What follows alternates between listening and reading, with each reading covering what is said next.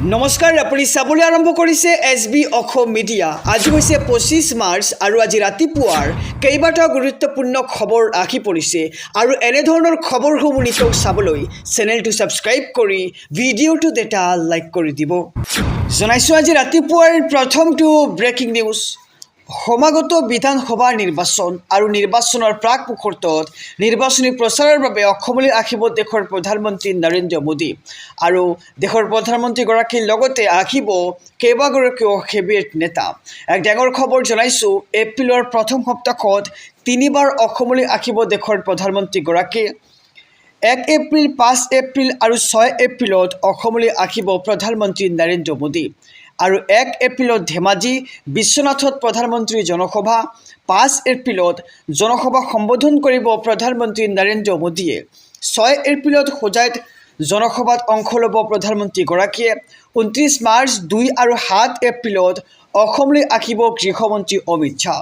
নিৰ্বাচনী প্ৰচাৰৰ বাবে 29 আৰু 30 মাৰ্চত আহিব বিজেপি সভাপতি নীতিন নবীন আৰু নিৰ্বাচনী প্ৰচাৰৰ বাবে অসমলৈ আহিব দেশৰ প্ৰধানমন্ত্ৰী নৰেন্দ্ৰ মোদী। এপ্ৰিলৰ প্ৰথম সপ্তাহত তিনিবাৰকৈ অসমলৈ আহিব দেশৰ প্ৰধানমন্ত্ৰীগৰাকী। জনাইছোঁ আৰু এটি ব্ৰেকিং নিউজ, ডাঙৰ খবৰ। জুবিন গাৰ্গৰ ন্যায় প্ৰক্ৰিয়া সন্দৰ্ভত আহি পৰিছে এটি বিশেষ খবৰ।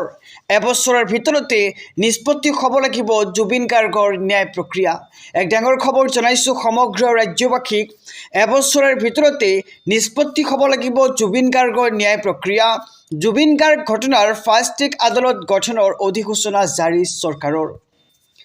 AGS শৰ্মিলা ভূঞাক ফাষ্ট ট্ৰেক আদালতৰ ন্যায়াধীশ হিচাপে নিযুক্তি প্ৰদান কৰা হৈছে আৰু এবছৰৰ ভিতৰত গোচৰটো নিষ্পত্তি কৰিবলৈ জাৰি কৰা হৈছে অধিসূচনা। কেবিনেট বৈঠকৰ সিদ্ধান্তৰ পাছত অধিসূচনা জাৰি কৰা হৈছে আৰু এতিয়াৰে পৰা ডে টু ডে চলিব জুবিন ঘটনাৰ ন্যায়ৰ শুনানি। সমগ্ৰ ন্যায়ৰ প্ৰক্ৰিয়া গুৱাহাটী উচ্চ ন্যায়ালয়ৰ নিৰীক্ষণত থাকিব আৰু এবছৰৰ ভিতৰতে নিষ্পত্তি হ'ব লাগিব জুবিন গাৰ্গৰ ন্যায় প্ৰক্ৰিয়া। জুবিন গাৰ্গ ঘটনাৰ ফাষ্ট ট্ৰেক আদালত গঠনৰ অধিসূচনা জাৰি চৰকাৰৰ। এটি ডাঙৰ খবৰ জনাইছোঁ সমগ্ৰ ৰাজ্যবাসীক। AGS শৰ্মিলা ভূঞাক ফাষ্ট ট্ৰেক আদালতৰ ন্যায়াধীশ হিচাপে নিযুক্তি প্ৰদান কৰা হৈছে আৰু এবছৰৰ ভিতৰতেই নিষ্পত্তি হ'ব লাগিব জুবিন গাৰ্গৰ ন্যায় প্ৰক্ৰিয়া।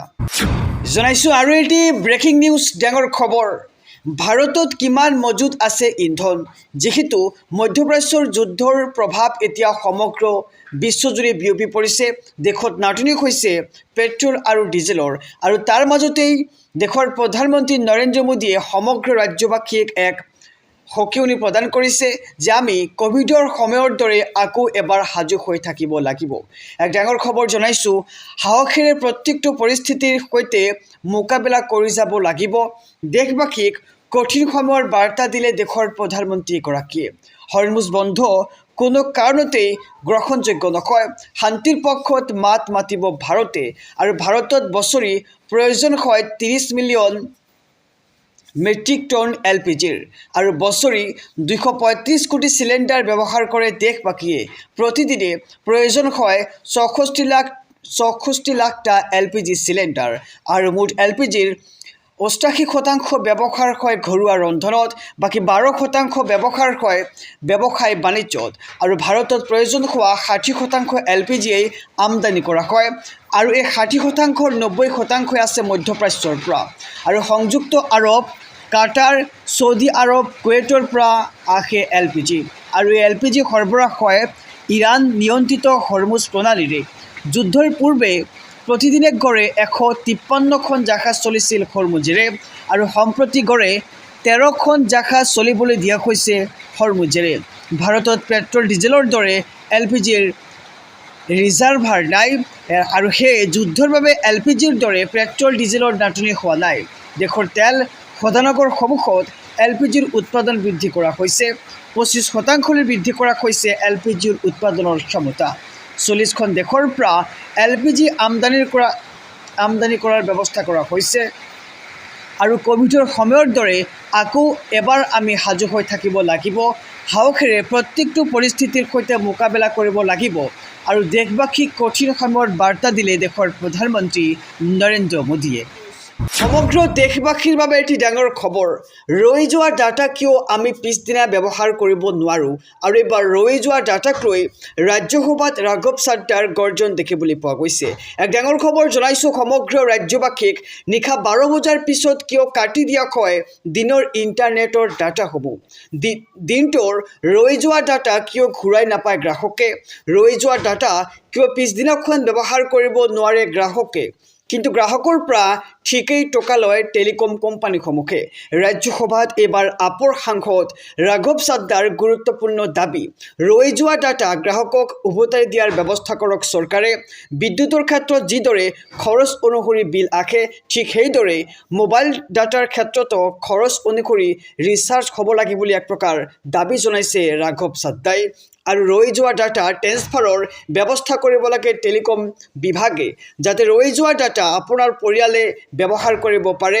যিদৰে আমি ধনৰ লেনদেন কৰোঁ ঠিক সেইদৰেই ডাটাৰ লেনদেন কৰাৰ দাবী জনাইছে ৰাঘৱ চাড্ডাই আৰু নিশা 12 বজাৰ পিছত কিয় কাটি দিয়া হয় দিনৰ ইণ্টাৰনেট ডাটাসমূহ নিশা 12 বজাৰ পিছত কিয় কাটি দিয়া হয় দিনৰ ইণ্টাৰনেট সেৱা আৰু দিনটোৰ ৰৈ যোৱা ডাটা কিয় ঘূৰাই নাপায় গ্ৰাহকে তাক লৈ এতিয়া ডাঙৰ প্ৰশ্ন কৰিছে সাংসদ ৰাঘৱ চাড্ডাই জনাইছোঁ ৰাজনৈতিক প্ৰেক্ষাপটৰ এটি খুবেই ডাঙৰ খবৰ ২৬ৰ মহাৰণত বিজেপি পৰাস্ত হ'ব জয়ী হ'ব কংগ্ৰেছেহে এক ডাঙৰ খবৰ জনাইছোঁ সমগ্ৰ ৰাজ্যবাসীক বিজেপি বনাম কংগ্ৰেছ নহয় এইবাৰ যুঁজ হ'ব কংগ্ৰেছ আৰু কংগ্ৰেছৰ মাজতেই বিজেপিক পৰাস্ত কৰিব আৰু আনফালে ২৬ৰ ৰণত জয়ী হ'ব কংগ্ৰেছ আৰু গোটেই কংগ্ৰেছৰ মানুহ এতিয়া বিজেপিত আছে কংগ্ৰেছৰ দখলত এতিয়া বাজপেয়ী ভৱন হিমন্ত বিশ্ব শৰ্মাৰ আদৰ্শ আৰু তৰুণ গগৈৰ আদৰ্শৰ মাজত হ'ব এক বৃহৎ যুঁজ আৰু বিৰোধী দলে শক্তিশালীভাৱে নিৰ্বাচনৰ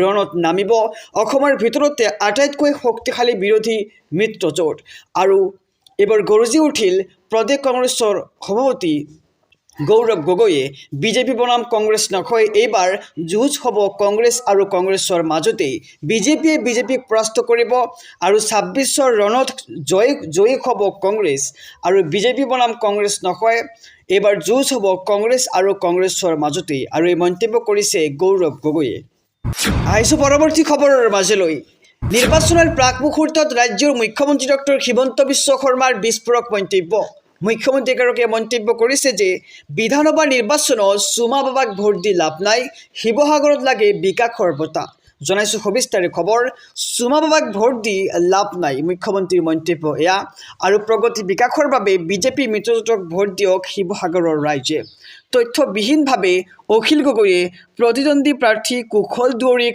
আক্ৰমণৰ প্ৰত্যুত্তৰ মুখ্যমন্ত্ৰী ডক্টৰ হিমন্ত বিশ্ব শৰ্মাৰ আৰু প্ৰণৱ বৰাৰ দুখজনক মৃত্যুৰ দায়িত্ব কোনে ল'ব অসমৰ বহু ডেকা ল'ৰাৰ জীৱন ধ্বংসৰ মূলতে কোন দায়ী প্ৰশ্ন মুখ্যমন্ত্ৰীগৰাকীৰ আৰু শিৱসাগৰৰ ৰাইজে সিদ্ধান্ত ল'ব যিয়ে ভাল তেওঁকে ভোট দিব আৰু চুমা বাবাক ভোট দি লাভ নাই বুলি মন্তব্য মুখ্যমন্ত্ৰী ডক্টৰ হিমন্ত বিশ্ব শৰ্মাৰ প্ৰগতি বিকাশৰ বাবে বিজেপি মিত্ৰজোঁটক ভোট দিয়ক শিৱসাগৰৰ ৰাইজে তথ্যহীনভাৱে অখিল গগৈয়ে প্ৰতিদ্বন্দ্বী প্ৰাৰ্থী কুশল দুৱৰীক আক্ৰমণৰ প্ৰত্যুত্তৰ মুখ্যমন্ত্ৰী ডক্টৰ হিমন্ত বিশ্ব শৰ্মাৰ সমাগত বিধানসভাৰ নিৰ্বাচন আৰু নিৰ্বাচনৰ বাবে মনোনয়ন পত্ৰ দাখিল কৰিয়েই ৰাজ্যৰ মুখ্যমন্ত্ৰী ডক্টৰ হিমন্ত বিশ্ব শৰ্মাৰ কোটি কোটি জনতালৈ ৮টাকৈ প্ৰতিশ্ৰুতি কি এই প্ৰতিশ্ৰুতি জনাইছোঁ সবিশেষ খবৰ কোটি কোটি জনতালৈ হিমন্ত বিশ্ব শৰ্মাৰ ৮টাকৈ প্ৰতিশ্ৰুতি নিৰ্বাচনৰ প্ৰাক মুহূৰ্তত ডাঙৰ ঘোষণা মুখ্যমন্ত্ৰী ডক্টৰ হিমন্ত বিশ্ব শৰ্মাৰ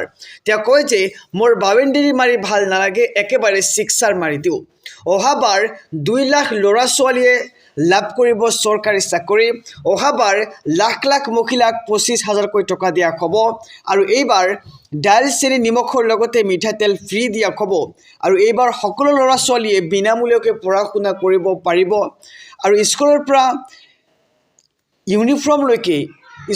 ইউনিফৰ্ম আৰু চাৰ্টিফিকেটলৈকে পঢ়োৱাৰ দায়িত্ব বিজেপি চৰকাৰখনে ল'ব বুলি এক প্ৰকাৰ প্ৰতিশ্ৰুতি দিয়াত পৰিলক্ষিত হৈছে আৰু অসমৰ সকলো ল'ৰা ছোৱালীকে চাইকেল দিয়া হ'ব সকলোকে ঘৰ আৰু অৰুণোদয় আঁচনিৰ সুবিধা দিয়া হ'ব। চাহ বাগিচাৰ লোকক ঘৰ বনাবলৈ 1.5 লাখ টকা দিয়া হ'ব। আৰু এই ঘোষণা কৰিছে ৰাজ্যৰ মুখ্যমন্ত্ৰী ডক্টৰ হিমন্ত বিশ্ব শৰ্মাই। কৈছে যে কোটি কোটি জনতালৈ এইবাৰ 8টাকৈ বিশেষ সুবিধা দিয়া হ'ব।